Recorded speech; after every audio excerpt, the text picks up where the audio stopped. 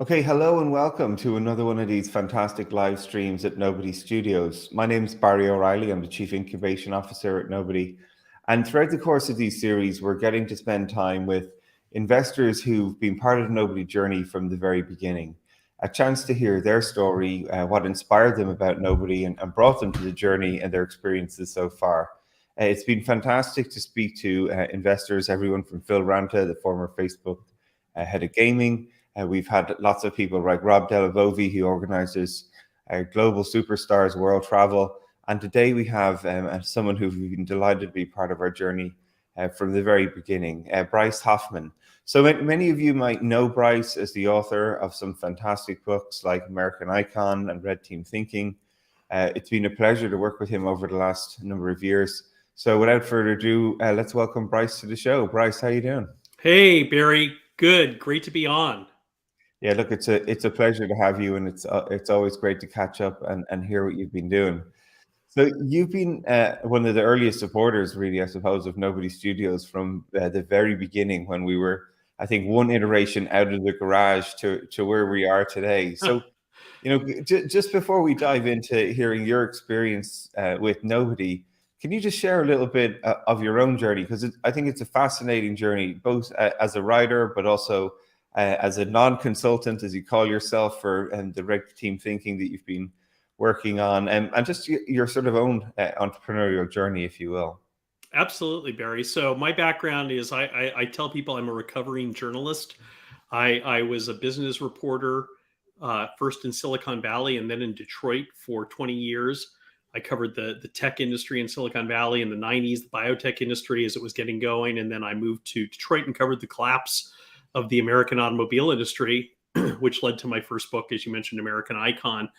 And that led me out of journalism. I quit my job after that book came out, as I started to get calls from CEOs who wanted me to help them implement the ideas in it, and started working as originally as just a boutique consulting practice, and then discovered this methodology from the military and the intelligence community called red teaming that is designed to kind of apply contrarian thinking and applied critical thinking, and looking at things through a kind of disruptive lens, and led me to start my own company, Red Team Thinking, and write another book, Red Teaming. And what led me to hear about Nobody Studios for the first time was I have a podcast as part of that called The Thinking Leader. You were a guest on that podcast, and I remember we talked. I was looking at your bio before the show, and I saw this Nobody Studios, and Barry O'Reilly is a nobody. I said, I know Barry O'Reilly. He's not a nobody. He's a best-selling author. But I got intrigued, and I was, what does this mean to be a nobody? And I was immediately taken by this contrarian approach to investing, this contrarian approach to company development. You said, hey, there's another person you got to get on the show, Mark McNally, and got Mark on the show, and just immediately hit it off with Mark, and really loved the way that he was turning the whole process of company creation on its head, and how he was challenging the prevailing quote unquote wisdom of Silicon Valley and the venture community, which I put that in air quotes because I'm not sure how wise it's been when your whole strategy is trying to create unicorns. And it just seemed like a really interesting, different way of trying to kind of return to the early days of the Valley that I remember hearing about. I had the opportunity when I was a reporter in the 90s to sit with people like Andy Grove, and stuff like this, and hear about how these companies were created and what's the tech industry was like back then. And it was much more about, bootstrapping and coming up with something that worked before you went and got, the millions of dollars you needed to build an epic gaming room in your corporate headquarters. And now it seems like everything's turned up on its head. So I love this idea of getting back to that kind of gritty, scrappy spirit. And when you and I had met you and Mark after that for dinner in San Francisco, and you guys invited me to come along for the journey, and I was in. Yeah, no, it's been fantastic to have you, you know. And I think there's some really nice, interesting resonance for people to understand. So even this idea of red team thinking that you've been working on and teaching many people in the business community about. The interesting part with Mark is he's ex special forces, so he spent 6 years in the military straight out of sort of high school working in special forces. And I remember when you were doing one of these trainings and you invited Mark along to it, I believe. And I still remember him coming back sort of buzzing after the session going, wow, like there's so many of these techniques that intuitively I'm sort of implying to the business, but Bryce has given me a language and a framework to like really dial that up when we're thinking about building companies. So it's been great to see the mutual benefit there. And it's just another great example of, when people become nobodies, it's not really just like donating your capital and cheering us on. It's actually rolling up your sleeves and bringing your skills, your talent, your influence to the table, which, you've obviously done in spades. So going on from that there, right, you've sort of, you were piqued to curiosity, you got to spend time with myself and Mark and sort of hear the thinking and the approach to how we're trying to tackle these companies. So as you started to spend time and have that dinner with us and then become an investor, if you will, of the studio, what were some of the things that sort of struck you as you started to see more about how we're operating and how we're trying to bring these businesses to life? Well, as you mentioned, I mean, what I do, what I do for my day job, if you will, my company is all about teaching people to look at things differently and to look at things through a constructive contrarian lens. And one of the things that we teach our clients is how to disrupt themselves before someone else disrupts them, because we live in a world of disruption. So the choice is not whether you're going to get disrupted or not. The question is whether you control the process of disruption or the process of disruption controls you. And so, it's kind of like the old saying, you can either be the windshield or the bug. And I'd rather be the windshield myself. No dig on bugs. They have a valuable role to play. But the thing that I liked was the different approach that you all were describing about, instead of, trying to find the next unicorn in every company, make every company that you invest in, a gazillion-dollar company and throwing money at people in the hopes of doing that. To go back to this, like I said, I mean, it's a scrappy entrepreneurial spirit that is really what started, particularly here in California, is kind of the what company creation was like in the beginning of the first tech boom, and in the beginning of the second tech boom too. And only in the past, like 20 years or 10 years has really gotten into this kind of absurd position we're in right now. And I mean, like you, I lived in San Francisco. I've been out of the city since COVID started, but up until COVID started, I was living in downtown San Francisco. And you know what it's like. Every day you see kids going around, like on like, one step below hover bikes and stuff, and living in $6 million apartments and stuff by the time they're 23 and stuff. And I'm all about rewarding talent, don't get me wrong, but a lot of it is just crazy, and it's gotten irrational, and it's really put the cart before the horse. It's all about throwing money at companies before you even see if they have something viable to offer. And I just kind of shook my head, because it would make me think about how different things were back when you had guys and gals just like this working out of their garages and stuff like this, and trying to come up with enough money to bring on a marketing person, or something like that.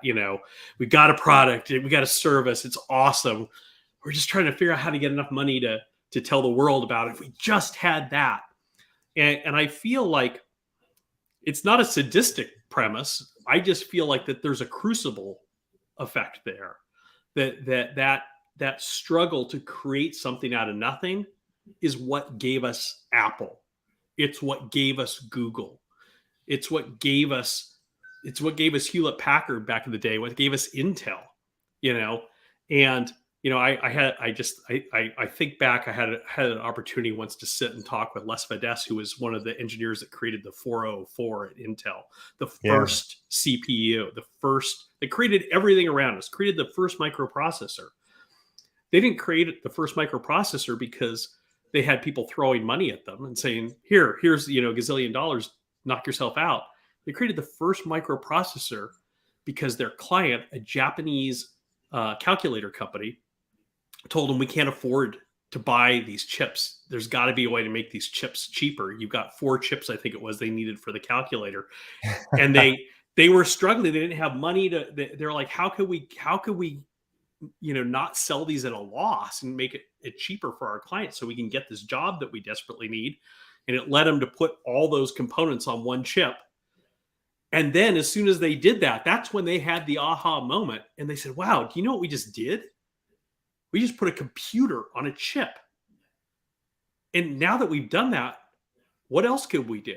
And they saw immediately how this could change the world.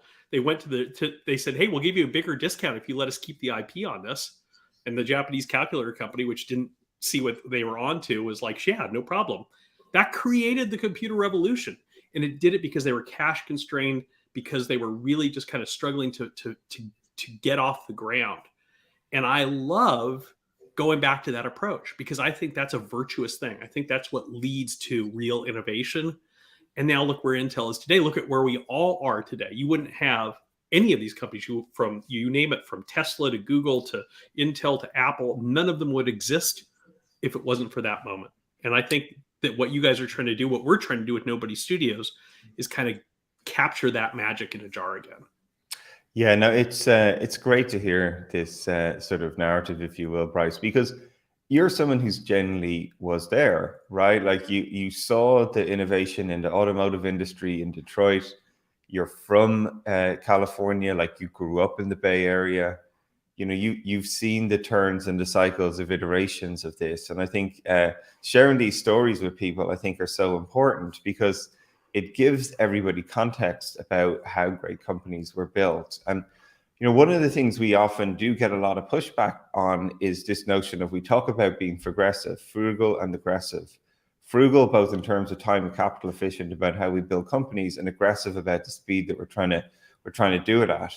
And it is contrarianism in itself. And compared to the market of today, which is kind of funny as you're describing, because that's how companies were always built. There was a natural sort of governance process built into the system that you had to scrap, hustle, and make it happen to get to the next level of the game, if you will.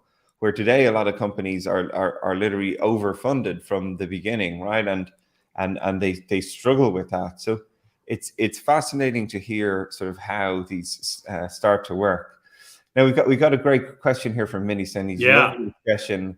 How do you think organizations are going to be disrupted in the next few years with the emergence of these really quite transformational technologies all arriving at the same time? From your experience seeing innovation in many different industries, whether that's been automotive right through to the tech sector, and even the innovation you're bringing into businesses with this idea of red teaming.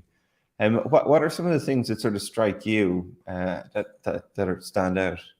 Well, I love Min's question, and Min, you mentioned AI. Is the one I'll pick first, because I think that's.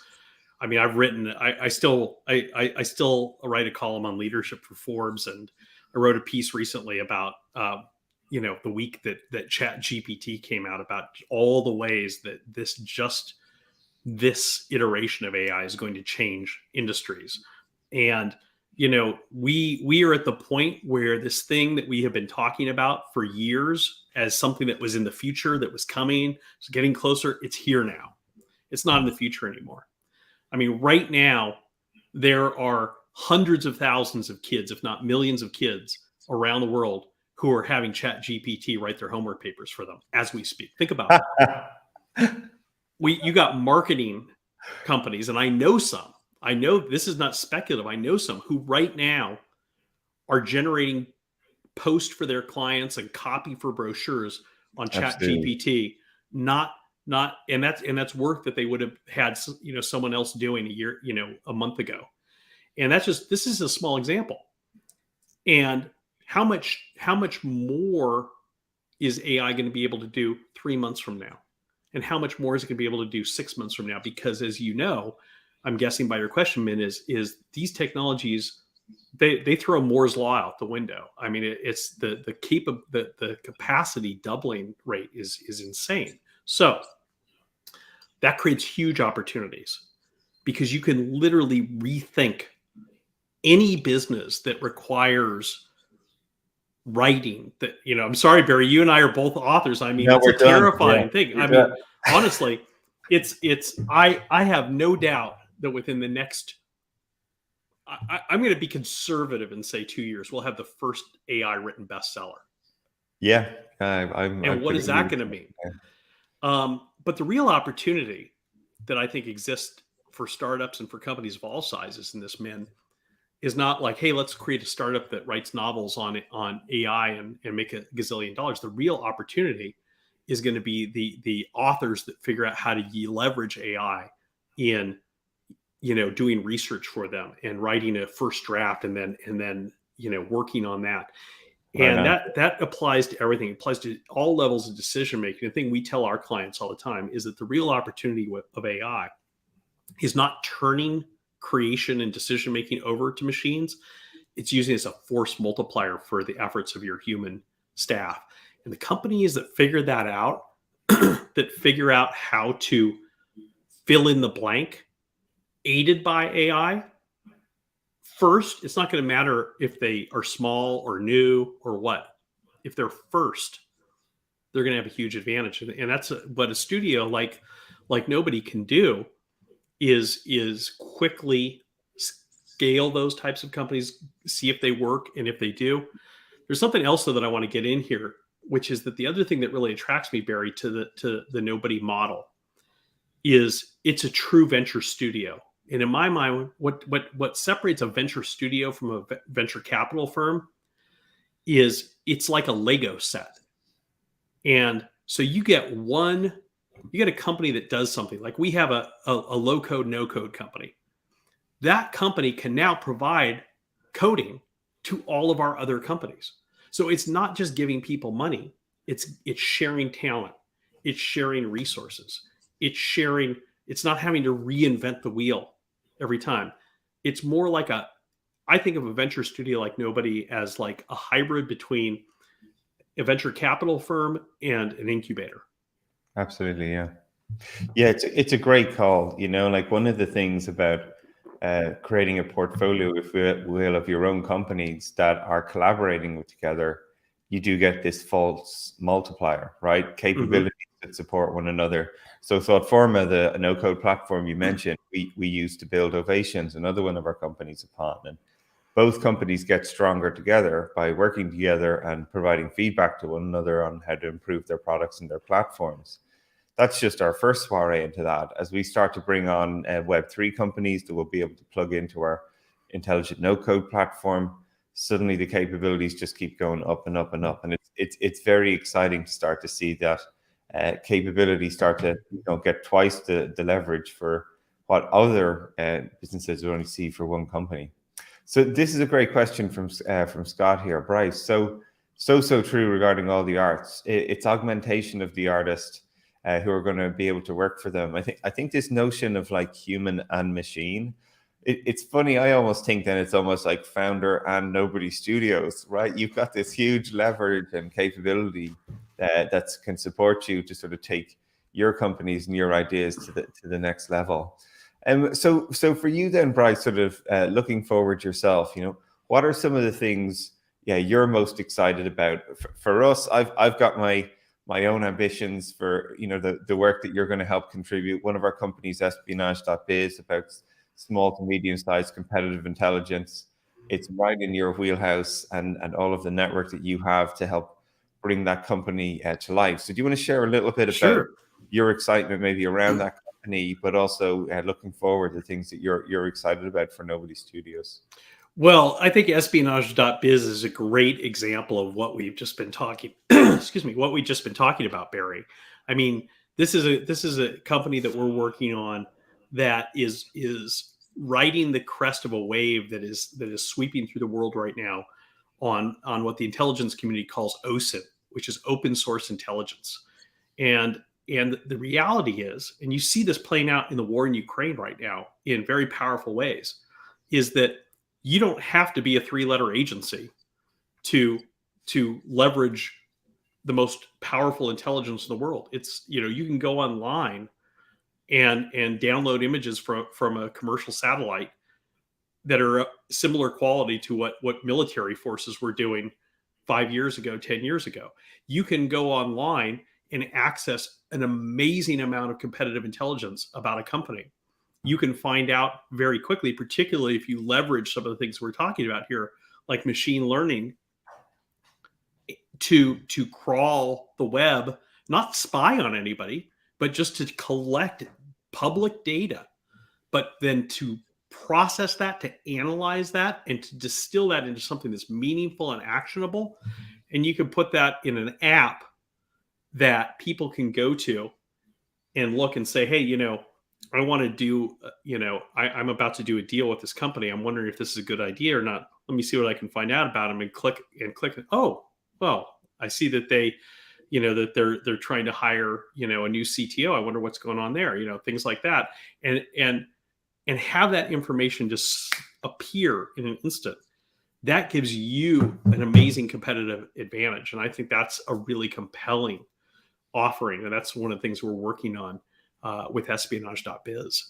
Yeah, no, absolutely. Like this idea of open source intelligence, it's even just a great definition and wording for that capability, right? Especially for when we think about these small to medium sized businesses, and they don't have $1 million budgets to do a deep analysis and hire people to go out and advocate or actually dig up what their competitors are up to.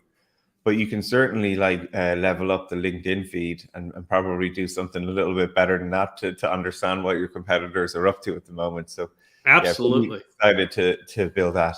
So going forward then for you, for somebody who's thinking about becoming a nobody, what would be your advice to them? What do you think is somebody who should, if they're thinking about getting involved, what would you suggest to them? Well, that brings us to the third reason I'm really excited about the whole Nobody Studios model, which is crowdsourcing and crowdfunding the studio. Because, I remember, years ago when I wasn't in a position to invest in companies and didn't qualify as an investor, I would hear about companies, hear about ideas that people had, and I would be like, oh, I would love to be part of that. I think that's such a brilliant idea. I'm sure this is going to go somewhere. And then I'd find out that, if you don't have, a net worth of over $1 million and not counting your primary residence and all this stuff, that you can't do that. And I was like, that's so unfair. I mean, why can't you? I understand why those mechanisms were put in place to keep people who aren't very sophisticated from throwing their money away on a bag of magic beans. But there's a lot of people out there who are very sophisticated, who understand the difference between a good investment and a bad investment, who understand the opportunity that some of this new technology presents, and want to be part of that, who don't reach the threshold of being an accredited investor. And why should that be an impediment to them? And I remember thinking, I probably started thinking this 15 years ago when I was still a journalist, because I'd hear about companies, and stuff. And yeah, of course, and so here, what we've done is we've broken down that wall. We've taken down that barrier, and we've created a mechanism whereas people of all income levels can participate in the process of company creation, can put their money into these exciting new ventures, and can hopefully reap a really good reward from that. And that's why I invested in the first place, and that's why I think will be attractive to a lot of other people too. And it's almost like democratizing the venture capital world. It's opening the doors to everybody. And, I think that, obviously I would encourage people to think about, what their risk tolerance is and all of those usual things. And, this is a case where not only is past performance not any indicator of future success, there is no past performance. So, but it's also not going to Vegas and putting your money on black. There's a thesis behind this. And it's a thesis that I believe in and that I'm excited about. And I know you believe in it and are excited about it. And if you're hearing about this and this resonates with you and you're excited about it, then join us, become a nobody. Yeah, no, thanks for sharing that, Bryce. I think sometimes when we're so busy building these companies, it's always nice to hear folks like yourself remind us that we are creating agency and opportunity for people who have never had those opportunities before. And much like you growing up as a kid, I would look to all these tech companies that would emerge and wonder, how do you get involved in those things? The only chance I ever see is when it's very late in the game. But now you've got a chance, whether you want to help us build them, whether you want to share what we're doing with people, or even put in even the smallest amounts of capital to be part of this community, I think is really special. So thank you for reminding us of that. We've some more nice comments here from Scott again. I'm so grateful that nobody's giving this important conversation open to all platforms, even ones like LinkedIn, where people mightn't be experts, but they actually can have a chance to sort of be part of this, and sharing what we're doing on these live streams is really inspiring people. So thank you, Scott, for sort of sharing your thoughts on this. It's, I have to say, one of the most special things about doing these types of shows is not only do we get to reconnect with all the amazing nobodies and hear their own stories, motivations, and passions about why they got involved, but we constantly get these phenomenal comments from people or who are watching and cheering and curious from afar and see what we're doing something different and look to be part of it. So Bryce, I just want to thank you again for your time. It's been phenomenal to have you in our network as a nobody, helping us do amazing things. We're getting more, sorry, there's loads of comments coming in here at the end, but I just want to make sure we give a chance to it.